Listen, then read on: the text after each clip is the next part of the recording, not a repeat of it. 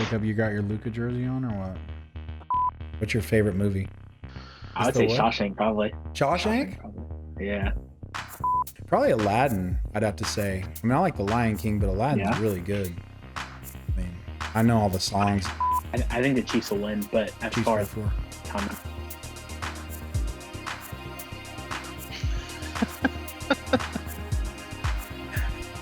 I think the Chiefs by 4.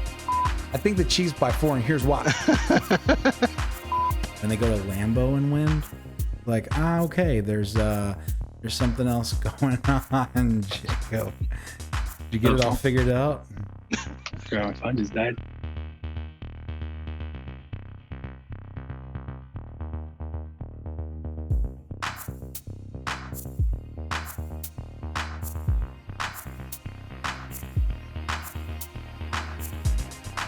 I'm Trey. I'm Robert. I'm Jacob. Welcome back to the Trey Show. So we have our second episode of NBA Talk featuring the Dallas Mavericks. Kudos to you guys. The first episode was the second most viewed video on the channel. Now that's like being the second best worst player on a team, second best worst team, second best worst league. So while it's an accomplishment, we want to make sure that we stay grounded, everybody. I know the sudden success injected into your lives is exciting. It's only a matter of time before you're recognized when you go out to McDonald's or Chili's or Toby Keith out there, maybe Junior.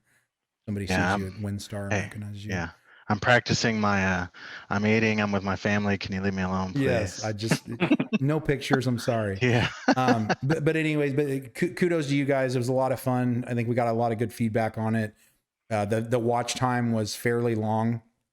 I think the longest watch time that we've had by far. So that was really cool. It means people are tuning in and enjoying kind of the more detailed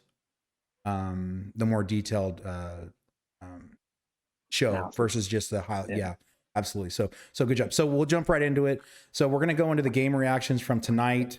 Tonight, the Mavs fell to the Warriors 147 to 116. And, you know, I think it was a decently close game throughout. Fell apart at the end.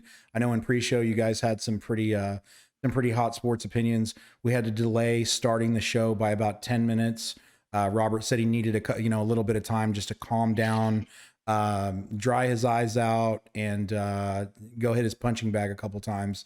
So what were your takeaways from obviously a pretty frustrating loss tonight, Robert? More of the same, failed to defend.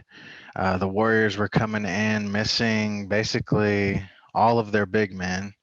So I think, at least on paper, we thought that this was going to be an opportunity to kind of build on the success, maybe get a winning streak going.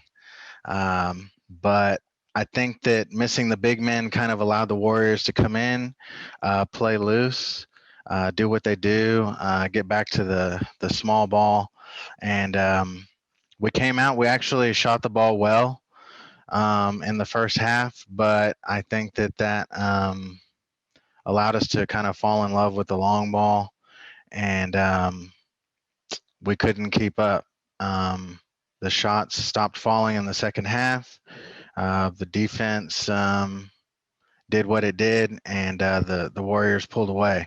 They ended up shooting for the game 57% from the field, and they just pulled away in the second half, and it got ugly. So yeah, ugly win, ugly loss. I want to kick it over to Jacob Jr. Just one question. So if the Warriors came in with no big men, to me it would make sense for the Mavericks to counter that a little bit. So what did you see, or what did you or why didn't they do that, I guess?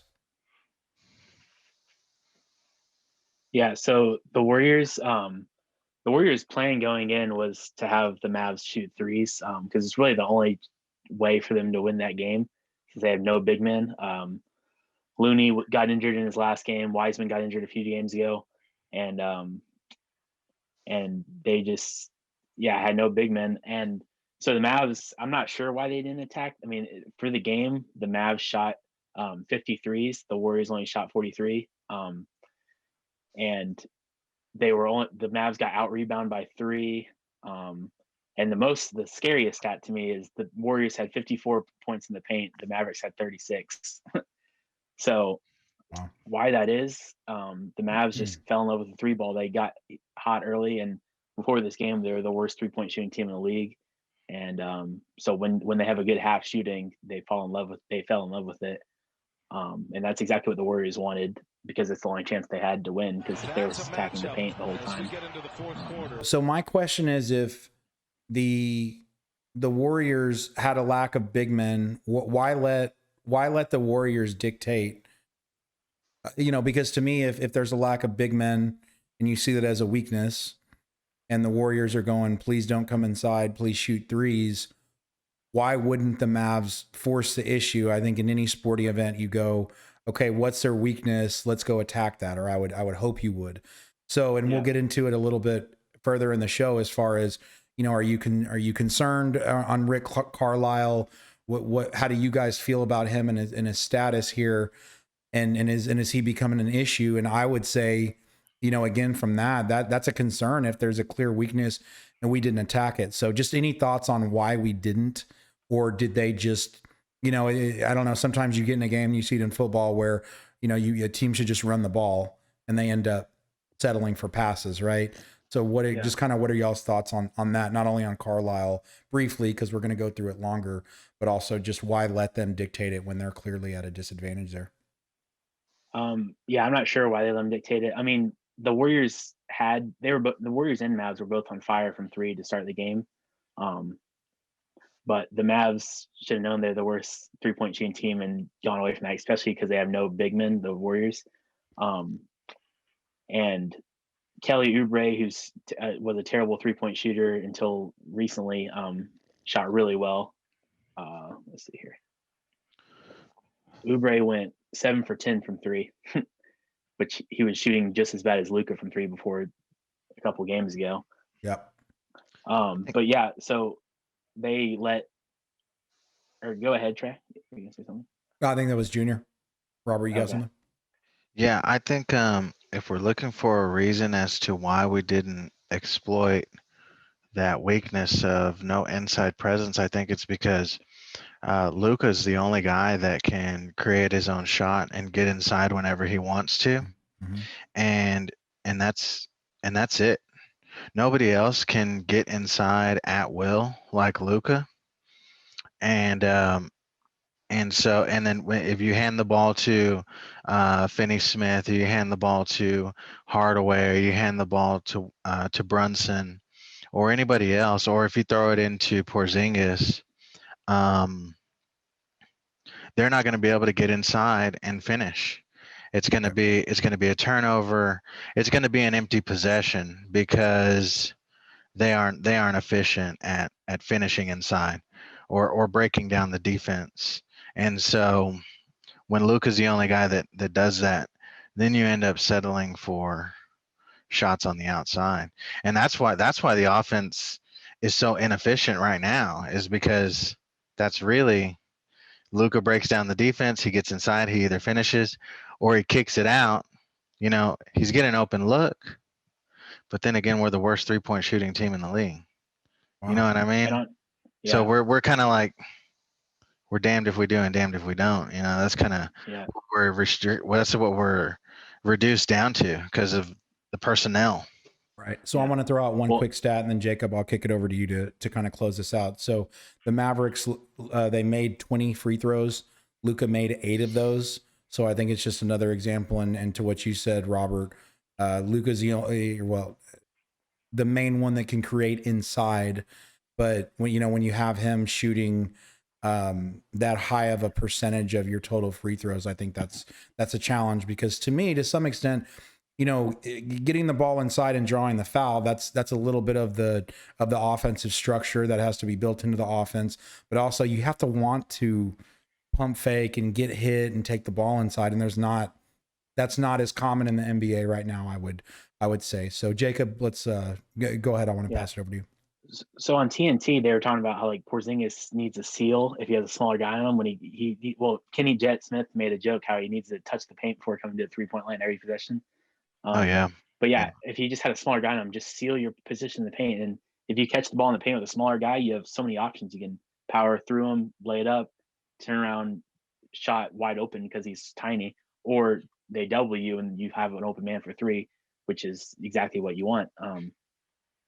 But also, when I first saw that all the big men for the Warriors were out, I thought it was a blessing, like a good thing to have. But it was kind of like the opposite of a blessing in disguise because, and it shouldn't be this way, but the Warriors were able to just attack without having with Porzingis on the floor, whose feet are still slow right now. I don't know if they'll ever be fixed, but so when they're defensively, it seemed like the Mavs were better when they weren't playing a big man, when they had Kleba at the 5 or like that, because the Warriors had no big men. So I mean, it's obviously you're obviously at the advantage to have big men compared to not, but the Mavs, it didn't work that way for the Mavs because they got destroyed when the Mavs were on defense. Okay, one word answer for each of you guys. We're going to close the segment. Are you guys concerned about Carlisle? No. One word. No. Robert, no. How about you, Jacob? No. All right. Nice segment, guys. Let's wrap this segment up and let's move on to game reactions from the week, and then we're going to get into a little bit more of the details on the Mavs. Guys, let's talk about the games from the last week. So the Mavs are 1-4 in their last 5 and 1-7 in their last 8. So I think we can say that they are consistently not playing well in their last 8, but I'm interested just to kind of get your takes on whether it's specific games or just overall. What did you guys see? And I'm sure there's some positives, so let's sprinkle some of those in there. But what do you guys see as the main culprit for the poor play the last 8 games? Jacob? Yeah. So since our last show, the last show was after the first Jazz game. So the second Jazz game, because they played them twice, they came out and looked terrible. I remember, if you remember, I said bet on the first quarter Mavs on the second game. Yeah. Well, they got destroyed in the first quarter. So so there you go. So it's a good thing I faded you and I didn't take that. Yeah. So always fade me, I guess, if I'm betting Mavs. But yeah, so they got destroyed in the first quarter, and really just got destroyed the whole game. It was like probably the hardest game to watch. And they had everyone healthy. It was Kleba's first game back, I believe, but or maybe that was the first game back with Richardson and Finney Smith. But yeah, so they just got destroyed, out rebounded, and just out hustled. And after the game, Luka was saying how he thought the effort wasn't there. And then in the next game against Phoenix, they did look better effort wise. They still lost, but they looked better effort wise. But yeah, I would say, and the most frustrating thing from that game for me was Porzingis is always on this weird thing where it's if he's going to play a back-to-back or not. And the game against Phoenix the next night was a back-to-back, and the Mavs played him fourth quarter down by a million in the Jazz game, and I don't know if it was already pre-decided if Porzingis wasn't going to play in the Suns game, but it seems weird to me to play him in the fourth quarter of the Jazz game when you're down by a ton if he's questionable to play on the Suns game. Maybe some of it was to get confidence back, or hopefully they were already decided that he's not going to play. Because if he was questionable to play in the next game, then that seems really odd to me how they would put him in. And so the besides effort, to get his confidence up, maybe. But right, okay. So the effort comments obviously concerning, and that caught my eye. Do you guys see? And I go back to, I know he's not Jordan, but okay, let's Jordan and The Last Dance, and you see Jordan pushing the guys, being obviously an alpha and a leader, leading by example, but also, you kind of, as a leader, hopefully you can lead by example, but also push your mentality on the team, right? We see that with Brady. We talk about that a lot. So what do you think about, do you see the physical traits and then the reactions from Luka that you would want to see after making a comment like that? Or what are y'all, and either one of you guys can take that. What are kind of what's your feedback on that? Yeah, I think that may have been the first time that we've seen Luka call out, or at least attempt to call out his teammates. And I think it did have, what was that, after the Jazz game? Yeah, and then they Where it played Phoenix said, twice. yeah, so you did see an uptick in effort. I think that there was a concerted effort in not settling for outside shots. Over the next two games, and both games against the Suns, which was welcome. So I think it did have an effect on the team. There was better effort on the defensive end. So I think it did have an effect on the rest of the team. So that's good. I think it would have been bad if he had come out and said that, and then things, went the other way, because then, that just spells trouble. I think Luka has a respect of his teammates, so that's good. I think Is it that the place to showed. call your team out though? Yeah. Like in the media? Or do you, Well, and he maybe wouldn't he's really. already done it right behind closed doors, but to me, you do it behind closed doors and you do it every time you see somebody that looks like they don't care. Yeah, well, I think there's the ways of calling teammates out. Like you remember when Harden was trying to get out of Houston, he was just like, "Yeah, my teammates aren't good enough." Luke Right. to win a That's championship. that's somebody Yeah, that's already like disconnected. Right. yeah. Sure. But Sure. Luca, it seemed like in his post game was like, "We need to do a better job. Um, like we just need to do a better job, be more energetic and stuff like that." But it seemed the way he was doing his interview, who the first person in line to do the right thing was him. Like he needed to be the one to be hustling and stuff. Right. So he's putting on I himself think he first. I And then think he between said, guys. it looks like we don't care. Yeah. He So said he so included here's the himself in that, and yeah, go ahead. yeah, so here's a Phil quote. Sorry, Robert, and I'll kick it right back to you. I would say right now it's looking like we don't care, honestly, if we win games or not. We just need more energy, more effort, dive for every ball, box out everything. There's a lot of things we could improve, and I know we will. And that's all that matters. So real quick, it's a good statement from the standpoint, and I think this is what you were getting at, Robert. He included himself in that, right? He said we're not doing the right things. I know we're going to improve and all those things. And then just one more quick note from me.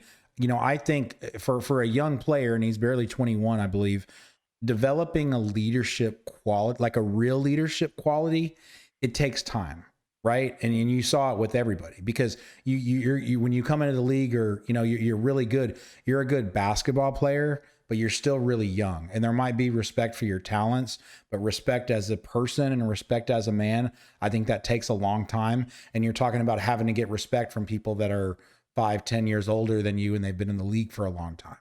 So Yeah. I just it's a very, very difficult thing, and I think everybody just assumes, well, this person's a superstar, so they're a good leader. I think that's the first trait that you need, but it's much harder than that. So sorry, Robert, I'll kick it back to you. Yeah. I think it's a really slick way to call people out too, though. Yeah. Because he includes himself in it, Yeah. but he's also the most productive person on the team. Right. You know what I mean? So there's only so much more that he can do. He's including himself in it, but what he's really doing is asking more from everybody else without, you know, without pointing the finger. So I think he did the best, the best that he can, to ask for more. And I think he was just answering, he was answering a question. He was being honest, but at the same time saying, hey, we all need to do a better job, including myself, but mostly my teammates. Right. So, Yeah, I really had no issue with what he said. yeah, First of all, because I don't know what I would have said in that situation if it wasn't that, and how bad they've been playing. Like, If you had your Luka jersey on, we could reenact it. yeah. Yeah, Hey, Jacob, you would have done like Ryan Leaf. My bad. Go ahead. But yeah, I don't know. Like, no matter who it came from, Carlisle or Luca, I think it had to come out. But yeah, that's all. But yeah, the Suns game, they definitely came out with a lot more energy, a lot more hustle. That's good. Like you said, that's a Tenacity. good sign. Yeah. Yeah, and then really the reason they lost that game, both games, the first game, Chris Paul just went into fourth quarter takeover mode, and that's not excusable. I'm just saying like that. At least they weren't already blown out at that point, you know. Right. And then the second game, Chris Paul was having an insane game that whole game, and Devin Booker hit a really good shot to put him up by one, I think, or two. I think they were down by two, so they put him up one. And actually, Rick said that was on him it was on the plan was to foul because they had a foul to give. So they would have to inbound the ball again. So and they didn't do that. So that was a communication error, which isn't great, but it's a learning experience in a clutch situation. To look at the positive of at least, but there's not many. So, and I was actually just about to say any positives from that 8-game stretch that you guys see, or even, you know, obviously over the 8-game stretch, but you know, it's a trend, right? So even positives from the last 3 games, you know, even though they're 1 and 2 in that time period, but any positives at all? Some quick positives, and then I'll pass to you, Robert. I would just say free throw shooting has been really good. It kind of sucks that it hasn't resulted in wins, or it hasn't helped in wins because they haven't won. And then like singular play, I thought Brunson's played really well before the season. I've always thought him and Trey Burke were kind of even level, but I mean Trey Burke's done almost nothing in the last 6 or 7 games, and Brunson's been looking like they're like a top 3 or 4 scorer on their team, and gives them a good bench spark with Hardaway and Powell and whoever else. But those would be my quick positives.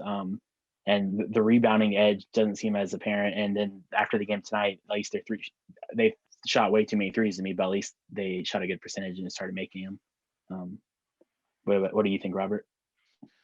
So yeah, positives. I think you know, the uptick in effort the last few games, and you know, getting Kleba back, and the fact that he seemed to kind of hit the ground running.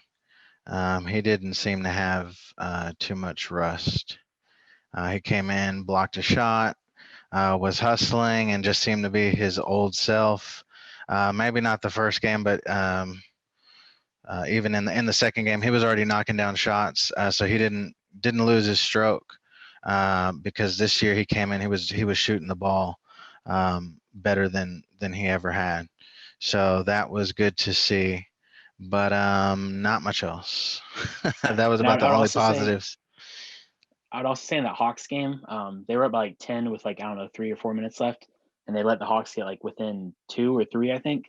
Mm-hmm. And to close that game out and win, to get off that losing streak, I think was a good thing. Even though they let them come back, a positive from that was closing it out, and KP had a good putback to basically seal it. So, and they did a really good job guarding Trae Young, and I don't know why they wouldn't implement that same plan against Curry today, because they did. I mean, Curry didn't have an amazing game, but he still had 28, so I'm not sure why they didn't try that. Yes, exactly. I'm glad you brought that up, because one of the points that was going to bring up later on about just KP's role and everything, and his propensity to kind of just lag on the outside. I had my eye on him a lot over the last couple games, and on that last play, you're right. One of the things that he does not do, he did on that play in which Luka was driving to the basket and the defense collapsed on him. Rather than stand over in the corner, he cut to the basket, and because he did, he was right there for the put back, and we won the game. So that was a good catch by you. And I forgot about that. That was a very good positive. And I guess just me thinking for a couple seconds there, the main reason they didn't guard Curry the way they did against the Hawks is because the Warriors don't have any big men. So with the Hawks, they have Capella and John Collins. So I guess with 5 faster players on the floor, it's gonna be a lot different. So that answers my own question. But I agree with you on the other thing. Yeah. So last question, and then we'll move on to the next segment. But how healthy are the Mavs? I mean, the last 2 or 3 games, this is the first time they've never had a player on the injury report. So healthy, they're all playing. Technically healthy. Yeah, I still think Kleba is not all the way there, and even Finney-Smith and Richardson aren't all the way there, but they're getting closer. And KP's looked better the last 2 games than he had the rest of the season. If he gets back to bubble Porzingis, that's what they need to be a serious contender. Okay. At least for the second round or conference finals. Okay. Robert, any closing thoughts on that? Yeah, I think we're getting there. They're working on getting their legs under them. It's been a tough season, and with the COVID stuff, they're working their way back. So I think that as bad as it is, I think we still need to give them probably about another week to see where we're really at. As long as we don't have any other health setbacks, I think in about another week we'll really see. And also one we are. last thing, in the Hawks game, the Richardson played pretty well and was like annoying on defense, like annoying Trey Young and just helping with double teams and just playing really good on defense and scoring a little bit. And that night for Philadelphia, Seth Curry had 0. So I just want to bring that up. It's not like Seth Curry's making 30 points a game or anything like that. So he's definitely been a better fit so far, and part of that's COVID. But there's still, I think this jury is still out on the trade, as far as who wins or who lost.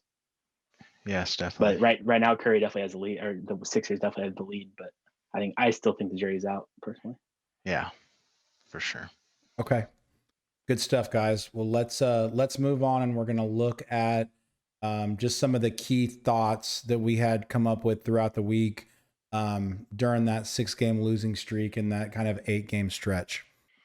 Okay, guys. So let's look at some of the, I guess, call it storylines or hot topics that have come up over the last 8 games for the Mavs. Robert, I want to start with you. Let's talk about Porzingis, his role. What are your thoughts now that he's been back a little bit and you've been able to see him a little bit more? And kind of just, do you see him, where do you see him fitting into this Mavs team? And is he a part of hopefully what's ultimately a championship team? Yeah. So I think, kind of on the break or pre-show, we were talking about how, at least initially, I was kind of going easy on KP in the first show just because, he's working his way back from injury. But even just over the past week, I just had an eye on, his game, off the ball stuff that he's doing, mannerisms, just really trying to get into his head, see where he's at, what he's doing and stuff like that. And I don't know if it's just the 6-game losing streak, or just the passiveness that he plays with, or just his overall game. But I just really, I know that the Mavs hope that he can be Luka's number 2, and develop into that superstar. And, they call him the unicorn because he can do all things inside and out. But just even on his best day, I just have a hard time seeing it. He sits on the outside just too much. He seems to just want to settle for the 3. He doesn't cut to the basket enough. He's not aggressive, and I just don't see it with him. Jacob mentioned, what positives did we take away from one of the wins, and when Luka did cut to the basket late in the Atlanta game and the defense collapsed, KP did cut from the corner to the hoop, and that allowed him to get that easy putback. And that's just some things that as a big man he should be doing. He should be crashing the offensive glass all the time, and it's just you don't see him do it nearly enough. Easy putbacks that he can be racking up, knocking the ball off for offensive rebounds, second chance points. It's just not there. Even in situations like help side defense, where an offensive player has broken down the defense and he's kind of like on the backside, and offensive players is about to go up, and he has kind of like a clean shot to go for the block, and he's just kind of standing there watching, not doing anything. So I don't know if it's like an effort thing, an anticipation thing, but I'm kind of to the point where I just don't see him being the number 2 to Luka.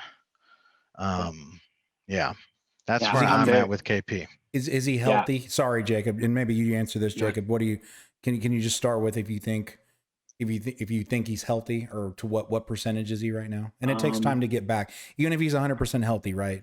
It still Yeah. takes time and to gel and mesh with the team, blah blah blah. But go ahead. Yeah, I definitely don't think he's 100% healthy, but I think at a certain point we have to, as like fans or as like analysts, just stop using that as a excuse or Yeah. a reason. Yeah, I think a little more time to see if he can be full potential, but I don't think, even if he's at his full potential, I'm skeptical that he can be the second star to Luka, at least for a championship. Um, Mhm.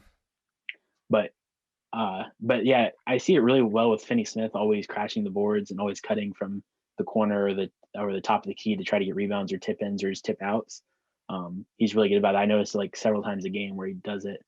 And so yeah, if Porzingis was more of that, more just hustle plays, that'd be great. And I think it's partly on Rick just a little bit, because he's so like not open to posting him up and like having him in the paint first and then pulling him out.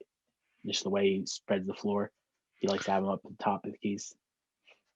I'm glad you brought that up, Jacob, because when I see him sitting out there at the top of the key, I'm wondering, like, is that the role for him? Is that what they Yeah, want him doing, or is he choosing to stand out there? Because sometimes he can be just such a non-factor when yeah, he's standing at the top of the key, and the ball, and Luka's, driving it into the basket, and he's still out yeah. there, not crashing the Well, glass. and I this, wonder about that. yeah, and this kind of goes in our next segment, talking about if Rick, if there's any issue with Rick or anything. I don't think he's like gonna lose his job this year, next year, anytime soon, unless they miss playoffs like 2 years in a row or something. But um, I remember every time he gets criticism for KP never posting up and stuff, it seems like he's not open to it. And I don't know why. So that leads me to believe that it's more of a Rick thing than a KP thing. But yeah, who knows? I mean, it might be a little bit of both, because he is a good shooter, so it's kind of like a blessing in disguise. He never lays in the paint. But my favorite KP is the one where he works, he cuts, he goes inside, paint move, gets hot from inside, and then starts, when the defense is all focused on him, he goes outside when he's wide Yeah, open. So I I have agree. one. First of all, that sounds kind of like my game. I Except have against me, one. right? I have one thought. Well, not the last time we played, but that's okay. One quick thought, and then that was a good segue into talking about Rick's future. So we saw this a lot with Dirk, right? And love Dirk, obviously. But the complaint, the criticism of him was he's a big man. He doesn't play like a big man. He doesn't crash the boards. He doesn't play defense. He's sitting outside shooting jump shots. And that was at a time where it wasn't nearly as acceptable for a big man to do that as it is now. So that's interesting. And then I'm interested to get your take, even, as we're talking about Carlisle. And that was an issue before Carlisle with Dirk, right? That was a Don Nelson thing. That was Avery Johnson thing. I can remember one game of one series that it was like, man, and I remember Bob Sturm saying, if you ever wanted to see Dirk play like a big man, he was posting people up. He was playing with his back to the basket. And I know he did that in his signature fadeaway, which I love the silhouette of that. So I'm not saying he never did that, but that was always a criticism. So I think that's interesting seeing, not to compare KP to Dirk, right? We would never do that. But maybe somebody with a similar body type and build, and that he's doing the same team, he's doing the same thing for the same team, and somebody that coached Dirk for a long time. So that's the only take I had on that. So Jacob, why don't you talk a little bit about Rick's future? And I do want to throw in one bullet point which Robert came up with, which I think is really good as we look for how we attract free agents. I think it's you can say that Rick is a difficult coach to play for, right? We've seen rookies really struggle and younger players really struggle playing under him. So is he an impediment when it comes to free agents? And just what is your take on him? And just flat out, is he the guy? Is he still the guy to do it? Because he was obviously at one point. So is he still that guy, or have things changed? So one quick point to your Dirk thing, like Dirk, it seems like Porzingis's 3-point, and this might just be the new NBA. Maybe if Dirk was playing now, he would do that, but do this. But Porzingis seems like he shoots way more. His threes, like his percentage of shots on threes, seems like he shoots more per game. Not more than mid range necessarily, just more than Dirk would have. So Okay. Dirk seemed like he would always do short mid range shots a lot that would get him going a little bit. Well, and I feel like Dirk shot less 3-pointers later in his career. Like when it was run and gun, him and Nash were pulling up on fast breaks or on the secondary break and shooting threes. So that's a good take. Yeah. But so to your question, Carlisle, as far as the free agents go, I'm not sure. I guess we'll see after this year. Because the Mavericks weren't a free agent destination for the last like 8-7 years. They've been bad, especially like before Luke, like where Dirk was old and Luka was not there yet. That was like a really bad, like 2014 to 16, 17. So we'll see. But I mean, the Rondo was a trade, but that didn't work out well. But I think that's mostly on Rondo. And then other than that, we haven't had really any examples to go off of. Haven't heard any complaints from players, so I'm not sure yet. We'll see. But I think Luka is a huge attraction, and if Porzingis can stay healthy this year and they look like a dynamic duo, then maybe they can get that third star or second star, and Porzingis can be that third star. Add one. What do you think, Robert? Do you think, just one more quick take, because I want to hear the same answer, or answer the same question from you, Robert. So do you think at this point Carlisle is still the guy? Yeah, I think he's still a guy. I question some of his moves, but I'm sure it's with any coach. And also big questions: who are your top three if Carlisle's get fired? Like who are you going to hire? Silas is gone. Jacob, we don't need to think about that. We just if we want to can somebody, done, so. don't worry about the solution. Let's just go after somebody. Change, man. Just change. Get Jason Garrett. Oh my God, Garrett. You're telling me irrational change doesn't fix things? Come on. Right. What's your take on Carlisle in general, Robert? Yeah, I think Rick can still be the guy. I think unfortunately he's kind of finding out just like we are. I mean, Rick's forgotten more basketball than we know. I think he sees what we see in that. I think he's kind of starting to see that these pieces aren't quite fitting the way that they need to. You just can't fix it overnight. You can't just move guys overnight. I think he knows what he's up against. I think he's trying to make the best of it. I think he will probably push to make some moves to get the right pieces in. I don't know if he's completely sold on KP either. I don't know, Jacob, if you saw when he benched KP late in the Hawks game. KP was mad, and he went and knocked a drink off the table, and they had to go and mop it up and clean it up. KP was mad. So I don't know if that's I don't know if that's a thing, man. I don't know if Rick didn't even look over there. But I know that Rick doesn't play, and so so I don't know. I think Rick can still be the guy, but he needs, some of this is on the players too. So Luka can't do everything. So Rick has a proven track record. He's 803 and 672 in the regular season. Playoffs not as good. He's 60 and 66 in the playoffs, but he hasn't won a playoff series in the last 10 years. So that's not working for him, but I think if we get the right pieces in place, I think definitely, like to your point, are we bringing in, Nick Nurse or, a coach like that? I mean, there's not Popovich. Popovich, or, I mean, man, the choices are slim out there. So I think Rick can still be the guy. So it kind of sucks it's good seeing Steven Silas do this good, but he was the assistant coach that was for the Mavs. They're the head assistant, and the Rockets are playing well. So he's doing a really good job. Yeah, good for him, man.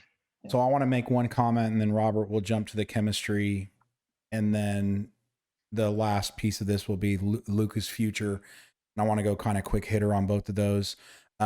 So when I see a team like this where they're trying to figure it out, I don't have an issue with them getting fired up and not obviously not during the game and knocking tables over. But if he's throwing water and he's showing frustration, I'm okay with that as long as you have to learn how to channel that energy, right? If you show frustration and then you just go and pout and pouting, you could look like you're pouting, but you're really just pissed off in your mind and you're going, I'm gonna get to work after this. I'm gonna figure this out because I don't like this feeling, and I think I'm a better player than that.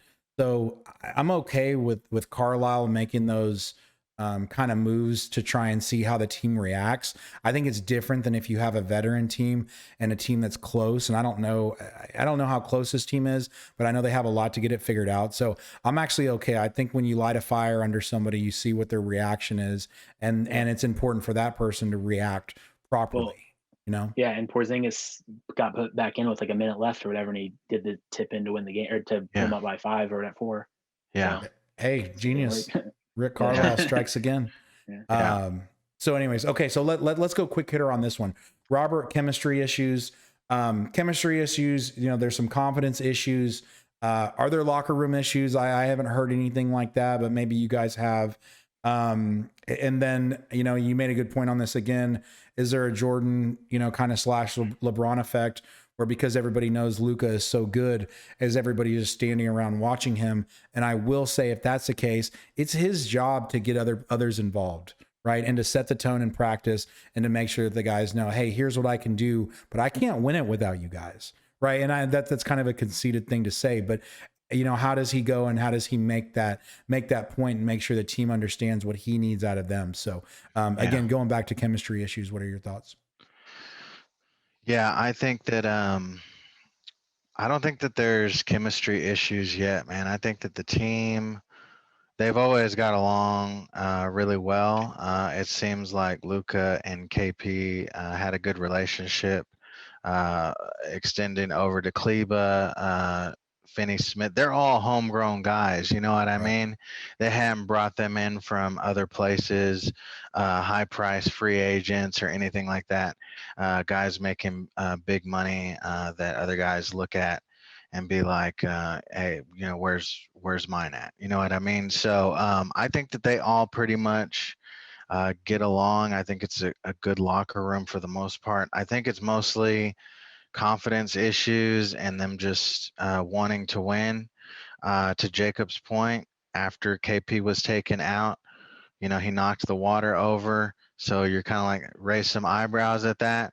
But to his credit, he responded, came in, and made a really out of character aggressive move and cut to the basket and made a game saving play. So you want to see those positive responses. So I think if there was some chemistry issues, he would have pulled a Pippen and maybe refused to go back in the game. I think we're still good there. I think there is a little bit of a Jordan LeBron effect where, they kind of just look to Luka to make everything happen. And so guys need to be moving off the ball. Guys need to be cutting to the basket instead of sitting back and waiting for him to make everything happen. So, and that's on Luka to set the right expectations. That's on Rick to make sure that he's on them to stay involved. Yep. And if they need to go down and run sets, then they need to run sets. But that's what they need to do. Yeah. Jacob, what are your thoughts? Yeah. So as far as chemistry issues go, I would say, well, first of all, the thing where Luka, the way the offense runs with Luka, sometimes it gets to where everyone's standing 3-point line and waiting for him to create a play. And that happening every single play is not amazing. And it seemed like last year that wasn't as much of an issue. It seems like players were moving a lot and stuff like that. It seems like they're more doing that, doing the Luka does everything and everyone says the 3-point line more this year than last year. Maybe that was a Silas thing, or maybe it's just lack of players for that stretch, and now they're trying to get back into it. But aside from that, any locker room issues or anything, I think they all get along together. And I think it'll get better and better as time goes on. it's nice to have, and it's kind of off topic, but it's nice having the bench players starting to play bench minutes, because last week or 2 weeks ago, Cauley Stein, Burke, James Johnson, Awundu, Josh Green were all playing 20 plus minutes, and now they can barely get on the court. So it's nice to have the starters back. So things are on the up and up. Yeah, hopefully. Things are looking We'll up. see. Jacob's very has a very Eternal positive eternal outlook. optimist. Yeah, but that's good. That's good. Nothing wrong with that. Talk me off the ledge. Yeah, let's see. Let's see if they go 1-10. If you're still optimistic, Yeah. I hope you are. And I hope they don't go 1-10. I would say someone should make a bet, but I'm not doing that right now. So, well, we fade you, so whatever, we should bet against you. Okay, so last topic for this segment, Luka's future. We had talked a little bit about the contract, so interested to hear your thoughts and the specifics of that. And there was an interesting thing, and we had talked about it throughout the week, that Bob Sturm had tweeted. Everybody's worried about Luka leaving, and the greats didn't win right away. Right, took Jordan some time. Took Bird some time, took Magic some time. So those guys, it can take time. So I think his thought was, if somebody's just going to jump ship, then he's not the right guy anyway. Now my counter to that, and I just listed 3 of the greats, it's a different time now, right? yeah. People are changing teams. So if you can't bring the championship to your team, then you go to where the championship is the most likely to happen. So I would like to call it out that while, yes, I like Luka, and I think, hopefully he's the centerpiece for a championship here. He will no doubt have options, and we've seen players force things and just say, well, I'll play for less and wait till my contract ends, and I'm going to go somewhere else. So what are your thoughts on his future, Jacob? Yeah. So I think his rookie contract expires after next year. And I think the good thing the NBA does to help smaller market teams, not that Dallas is a smaller market team, but is that rookie deals end and they can re-sign for the super max instead of just the max. So it's a lot more money per year and just overall. So I don't have worries about him leaving after his first contract. Now, if they go through his second contract, which is with him being either 8 or 9 years in the league, and they don't win a championship, that's when it would be scary to lose them if they can't win a championship or build around them successfully, where they're super close at least. But I think this next free agency year and the rest of the season, mostly because, if they lose in the second round this season, I think that's not a success, but it's a stepping stone. Lost in the first round last year, the second round this year. And then going into free agency, hopefully, I think a good sign for Luka to stay would be, or a good indication to Luka that the front office is doing a good job and the team is doing a good job, would be to get a really good free agent, a 3rd star or a 2nd star, to elevate them to the next level. You mentioned the bird rights in the pre-show. Can you just give us a quick definition of that and how that applies? Well, yeah. So it's just players who are on their own team. It gives them an incentive to stay with that team instead of going to a big, or not even a big, just anywhere, but it incentivizes them to stay with their team, gives them more money. And it's to help the smaller market teams. Like the most recent example was Milwaukee with Giannis. Try and keep those guys. Yeah, So they were able to offer them the Supermax. Just one more question before we kick it to Robert. If Luka leaves, are you going to burn your Luka jersey? Dude, Are you gonna stop looking like Luka if Luka leaves? Just be an eternal sadness. Just Jacob just crying as he's burning his jersey. If you do that, we can do it on the show. Yeah, so you'll have support. We can go back to Dennis Jr. and Harrison Barnes for a few years. I don't know what we would do here. Robert, what are your thoughts on Luka and his future? I think it's definitely less of a stigma around, leaving your original team and going and building the super team. So you always got to be concerned with that if things aren't going right here, if he feels like the organization isn't putting their best foot forward as far as bringing guys in to give us the best chance to win. I think that if it becomes, more evident that KP is not capable to, then, I think we need to start making some moves to prepare for that. So like 2022 is his restricted free agent year. These things can take a while to develop. So like if it's becoming evident that KP is not a valid two, we need to start looking at moves now, even if we have to take a step back 1 year, because if 2022 and then we have 3 years after that, you know what I mean, and that goes by fast. So they need to start making moves, because it's not just you need a two, but you look at Brooklyn, they have a three-headed monster over there. So it's not even like getting 2 stars is going to make you feel comfortable, you know what I mean? So you gotta you gotta plan ahead. So I think we need to start making moves now to secure his future, to make sure he feels comfortable with what we're doing. The one good thing that we have in our back pocket is that people like playing for Cuban. He's a good owner. He's a player's owner.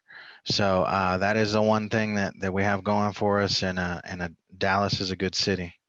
And So they have a top 5 player in the league, which always helps. And I think to the Mavs' credit, they have a lot of open room to do whatever they want in free agency next year, or this upcoming offseason. I think part of their moves are based around that kind of. But that hasn't helped up to this point, right? Yeah, that's why I say for better. Yeah. Like I agree, Robert, that everybody likes Cuban. He's a good owner, and everybody likes Dallas. Or Dallas is a great city, but it hasn't allowed us to attract any big time free agent. And even after they blew up the championship team to try and land a large free agent, we couldn't get anybody, and we had just won a championship. So I think the difference is Luka versus Dirk. I don't know that Luka's a larger or more of an enticement than Dirk was. I think maybe, and again, nothing against Dirk. I think it's a little bit of a different time too. People want to play with somebody that plays like Luka. One more quick hitter, and I want to get both of y'all's we'll do another 1-word answer, yes or no. Robert, is everybody trade bait except for Luka? Or is everybody fair game from a trade standpoint except for yes. Luka? Okay. Yes. Jacob? Yeah. Okay. All right. Well, let's close that up, and let's move on to the next segment, which we're going to be looking ahead at the next week for the Mavericks, and look at the teams that they're playing, and see what kind of what everybody thinks about what they'll be able to do. All right, guys. So let's take a look at what's coming up the next week for the Mavs. Obviously today, again, they're coming off the loss to the Warriors. They play the Warriors next, then they play the Timberwolves, and then they play the Hawks after that, which the Hawks was their last victory. So at minimum, we have that to look forward to. Jacob, what are your thoughts for the schedule for the next week? Yeah, so their first game after this episode's recorded is the Warriors again, and Looney and Wiseman will be out again, but Pascal might come back. He didn't play tonight, but either way, the Warriors will be undersized again. So I hope the Mavs take advantage of that. Don't get caught up in the 3-point game. They definitely shouldn't shoot as many as the Warriors. They shot more tonight, but they definitely shouldn't shoot as many. And hopefully their defense is better. Their defense is awful tonight. The Warriors were able to get like solo statistics and just team statistics that were all good. Oubre got 40, which is career high. Curry had 28. And all of Oubre's threes were like wide open, which helped him shoot a good percentage. So hopefully they can win that game. I think they'll have a pretty good chance, especially maybe with the big guy. That's why I got caught in the trap last game saying the big guys are out, so it should advantage the Mavs. So we'll see. The Warriors, I'm sure, will come up with the same game plan: attack. KP's a little slow, so if they go five smaller guys, it could not be great for Dallas. But hopefully they can counter that with just attacking him in the paint. And the Timberwolves are, they might be the worst team in the league. I'm not sure if Karl-Anthony Towns will play or not. He's in COVID protocols right now, and he won't play tomorrow against the Thunder.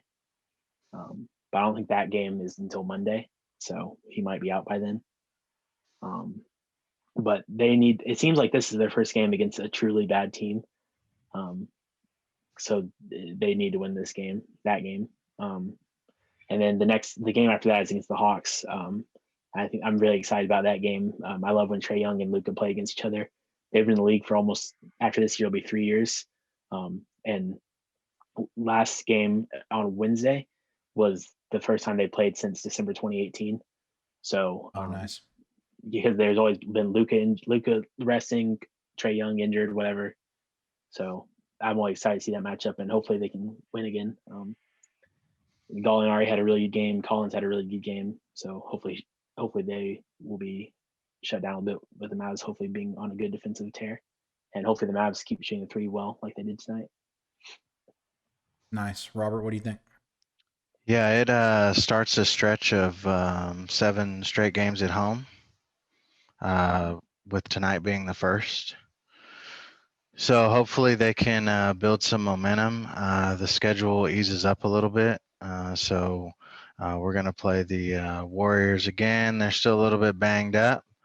We got the T-Wolves, as Jacob touched on, not the greatest team. And then the Hawks, who we've already beat. So as long as I'm sure Carlisle will probably stick with the same strategy there, doubling Trey. And hopefully John Collins doesn't go off on us too bad. And if we can manage with them, then hopefully we can build on some momentum. Yeah. So I look forward to see what they can do. And like Jacob said, if we can turn around our 3-point shooting, I think we got a good chance. I'm predicting a 3-game win streak and 130-point game for KP. Oh, yeah? I was going to say 3-0, baby. Let's 30 go. burger. 3-0. I'm not going to tell you which game KP's going to have 30, though, so you have to pay for that. Paywall. The problem is we're in fade Jacob mode, so yeah, that could be 3 straight losses for the Mavs, but hopefully not. KP doesn't have 30 combined. Yeah, and all 3 he gets hurt out for the season next game. Man, wow, I really shouldn't have said that. That's not a good thing to say. Okay, good stuff, guys. Let's close out the Mavericks talk for the show, and we're gonna jump into a quick segment and just kind of go around the NBA and talk about what some of the top stories and hot teams and topics are. All right, guys, last segment for today's show. We're going to take a trip around the NBA. First thing we're going to check in on is the game against the Nets and the Clippers. We were talking about it briefly during the break. Robert, you said it was a good game. They were going at it, and perhaps gave you a little bit of insight into where the Mavericks are versus 2 of the top teams in the league. So what were your thoughts on the game, and what did you see? Yeah, I was really impressed with both teams, their playmaking, their shot making. We talked about KP's role as the number 2, and then we kind of doubt that he can be a number 2, and then we really don't have anything behind him. Both of these teams go like 3 or 4 deep as far as playmaking and shot making. The game was close all the way through. It went down to the wire, and for the Clippers, it was Paul George coming down, getting an and one and a 3-point play in a big spot. Marcus Morris coming, and actually I think he got an and one, hitting a tough shot in the lane. Of course, Kawhi making a defensive play, hitting a big shot, and then the Nets would respond. Harden would drive into the lane, no look to the corner, somebody would hit a big 3. KD would take a pull-up contested baseline shot like it was nothing. And then Kyrie, after somebody would hit a 3, he'd come back and respond, just pull up 3. And it's just like, clutch. Different level. Just different level, man, situationally. And then you look at these guys and they're just like, after a big shot, they're just like jogging back down the court like it's nothing. Yeah. And then you realize that that's nothing for Kyrie. He's been there. Yep. It's nothing for KD. He's been there. Harden, he hasn't won anything yet, but he does that in his sleep. You know what I mean? The Clippers have been in those situations too. So, KP, he is what he is, and it further kind of solidified me. It's like, man, we're a long ways off, but that game was highly entertaining, and different level. So Nice. a lot of Yeah. talent. Really Yeah, enjoyed that game. the Nets are must-watch TV right now. I mean, that Clippers game was really good, and the game before that, they lost to the Wizards, and that's when they're down. The Wizards were down by like 5, I think, they were down by 5 with like 16 seconds left, and then Bradley Beal hit a 3. Joe Harris passed the ball and turned it over, and then Russ Westbrook hit a 3, and they end up winning. But the Nets, I mean, it's the same story. A prolific, best offense ever. We actually sent a stat in our group chat that since Harden's been there, and this was a couple of days ago. I'm sure it's the same though. Since Harden's been there, they have been the most efficient offensive team ever, but the worst defensive team ever. So, and just looking at their last 4 games, they beat. This is their lowest scoring game. Clippers 124 to 120. Lost to the Wizards 149 to 146. Beat OKC 147 to 125. And beat Atlanta 132 to 128. So they're going to score 125 plus, 120 plus every game, but they can't stop anybody. The track meet, and it doesn't appear to be imploding as of yet. So we'll keep an eye on that. They have a couple of roster spots they need to get straight defense. Yeah. Yep, absolutely. So another storyline that we were talking about, and I think it's always good to look at the team that's in first place in each conference. So the Jazz being in first place in the West and the 76ers being in first place in the East. Jacob, I believe you called out the 76ers were on a 4-game winning streak. You guys want to talk about those two teams a little bit? Yeah. So the Jazz are still playing really well. They destroyed the Mavericks twice before and after our last show. But I mean, I don't see them being. I still would, if I played in the series, I'd still put the Clippers, the Lakers, and the Nuggets over them for sure. On those 3. Clippers, Lakers, and Nuggets. Okay. I think they've solidified themselves as a top 4 West team for now. Because then there's like the Suns, the Trailblazers, who are kind of decimated with injury. Lillard didn't play today. McCollum's been out. And the Warriors, the Mavs. I skipped over a lot of teams because the Mavs are way down the standings, but, but I think the Mavs will be in the playoffs by the end of the season. And then as far as Philly goes, I mean, I'm putting my money on someone, it's the Nets, but Philly's a close second. It'll be interesting to see though with Giannis. His playoff woes are very likely to continue this year with the Nets and Philadelphia playing so well. And there's still Boston. Indiana's kind of a dark horse, give you a hard series. So I think it'll be interesting. The biggest fall has been the Heat. They're kind of like the Mavs actually, except they got to the finals last year. But they've been rattled with COVID, and then they lost 2 really close games, and they're now 7-14 and only ahead of the Wizards and the Pistons in the East. So Jacob has some roots from Indiana, so take that Dark Horse Pacers comment with a grain of salt. Dark Horse as in give you a competitive series. Yeah. Even that, I just cruise to the Eastern Conference Finals. Yeah. Now, if I put my money somewhere, I'd still pick them to lose to the 76ers, Bucks, Nets, and Celtics. But anyone else? Okay.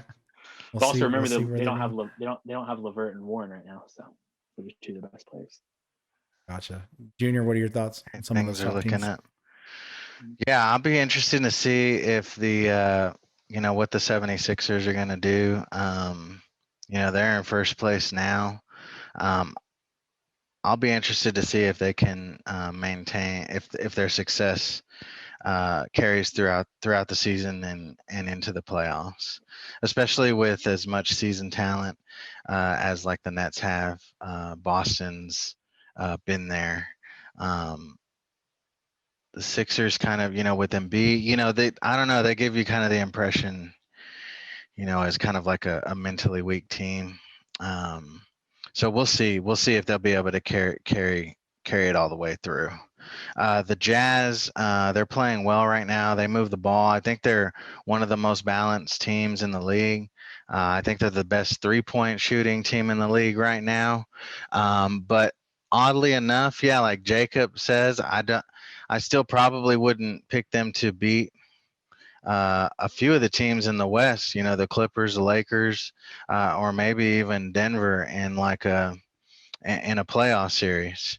I think that just in the regular season, they play with a lot of continuity and they move the ball. So I think they're just kind of suited to have a lot of success in the regular season. So for those two teams, I think they're playing well now. I don't know if it'll continue through the playoffs, but that's kind of what I see for them right now. What do you guys see from the Lakers right now? And just what I'm looking at is the top 3 teams in the Western Conference: Jazz, Clippers, Lakers. They're all within a half game of each other. Really, really close up there. The Nuggets aren't far behind. And then it starts to fall off a little bit. But what have you guys seen from the Lakers and specifically LeBron? I thought LeBron looked good. It's kind of surprising. I kind of thought this year AD would be playing all the games and be the one scoring all the points. Not to say LeBron wouldn't, but I thought LeBron wouldn't be playing back-to-backs potentially and would kind of take a load off on the offense a little bit. But, I mean, he's right in the MVP thick of things. I mean, him and Embiid, Jokic. Wow. I guess Luka is a little bit further down. But, yeah, I would say LeBron's a top 3 MVP candidate right now, which is a little bit surprising. I mean, it's LeBron. It's just coming off the shortest turnaround in NBA history. I thought maybe I thought he would take back-to-backs off and maybe would score a little bit less than AD or just a little bit less than he usually does, You would think it would the short turnaround and obviously them playing all the way through to the finals and him being a year older, that it would affect him as much or more than anybody. But still the beginning of the season, right? I think it's a grind. Mm-hmm. You see where that really starts to affect players in the second half of the season and then going into the playoffs. But those are good call outs. Robert, what do you think? Yeah, I think it's a little scary for the rest of the league to see them already playing so well, since they coming off a championship year. You would expect to see a little bit of a letdown, little bit of a hangover, but they've kind of hit the ground running this year, especially LeBron. So if they continue to play this way and then hit another gear like we know that they can, then might be looking at another repeat this year. So unfortunately. If the Mavs can't get to the West Conference Finals, I need a Sorry, we're Lakers supposed to be Clippers biased. series. You need what, Jacob? A Lakers Clippers series. If the Mavs can't make it, because we didn't get one last year. Lakers Clippers, yep. Yeah. I'd be down for that. Okay, guys, any last thoughts as we wrap up not only the show, but also just the Around the NBA segment? Nothing for me. Who do you think's going to win the Super Bowl? So I'm going to take the Bucks +3. Yeah. I think it's going to go to 3.5 or 4. I think all the public money is going to come in on the Chiefs. So I'm going to roll with the Bucks. So I don't know. Whenever somebody asks me who's going to win, I always start with the point spread. I guess I would guess that Kansas City is going to win, but not by more than 3. Yeah, that would be. I think it'll be a close game. It's scary them not having their tackles. Yeah, I think the game ends on a Kansas City kneel down. They'll have the ball at the end, but they'll be, But I think Chiefs by 4 would be the most. Chiefs by 4 or 3 would be the popular bet, probably. It's interesting because if the Chiefs were to blow them out, I wouldn't be that surprised at the same time. But I don't think that'll happen. But that wouldn't really surprise me. Robert, what's your Super Bowl pick? I got the Bucks. Okay. When did Brady win his first Super? 2001. Was that first 01? Super Bowl? Was that 99? Oh, I don't know. Anyways, I think it's gonna be. He's an underdog again, right? Yep. By 3 against points. Against another greatest show on turf, right? Yeah. So, greatest show on grass, technically, I guess, right? Yeah. So against another high-powered offense, he's an underdog, underrated. He's playing with an underrated defense. I think they can disrupt the speed that the Chiefs are playing with. Chiefs O-line's banged up, so I think they just match up well. And the way I saw them play against the Packers, man, they were playing a little faster. I don't know. They just seemed to believe. Yep. So I'm rolling with that, man. It's just a gut feeling. It's just something Brady has an effect on the rest of the team. Yep. You know, he didn't even play that well, but it's just something about him, man. You I don't have even to, like him, but it's just something about him. You have to start giving them credit, because I think I didn't think they would make a run, but they beat the Saints on the road, and the Saints home, and they go to Lambeau and win. Yeah, I just think, I know me and you were having this debate with Mahomes and Brady, who you take in one game. So I think this will be really exciting to see who. I mean, I know Brady's like way older, but it'll be exciting to at least see him play once in a huge game. I know they played in the AFC Championship game, but again, I'm excited that they're playing each other. Yeah, sorry. Yeah, go ahead. I think the Bucks will win, or I think the Chiefs will win. But I think if Mahomes loses, that might seal his fate on ever becoming the GOAT. If he loses to Brady, like what could he do? How many championships would it take? 8, 9? Brady would have even 7, if he so. wins, it's still about rings, right? Yeah, exactly. That's a Well, tough. I'm just saying, him losing against Brady would be. It's already a tough hill, so that would just make it way even harder. It'd make it a mountain. Yeah. Yeah. All right. On Everest. Any closing thoughts? Again, you guys want to talk about another sport, or? So now I got about 1% left in me. 1%. Okay. We'll close it quick. Hey guys, thank y'all so much for watching. Second show.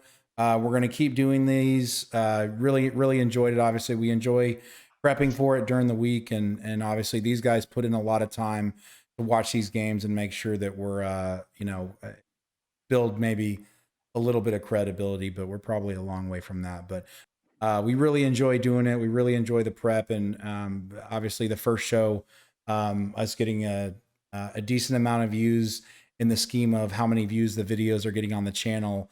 That's really encouraging. So we'll keep them coming. We'll keep doing them. And if you guys like the show and like the episodes, please subscribe with notifications, and come check us out too. We're on Instagram and Twitter and all that good stuff. And I'll make sure and put that in the closing title card. So come say hi. We really enjoy that. So thanks again, guys, and we'll see y'all in the next one.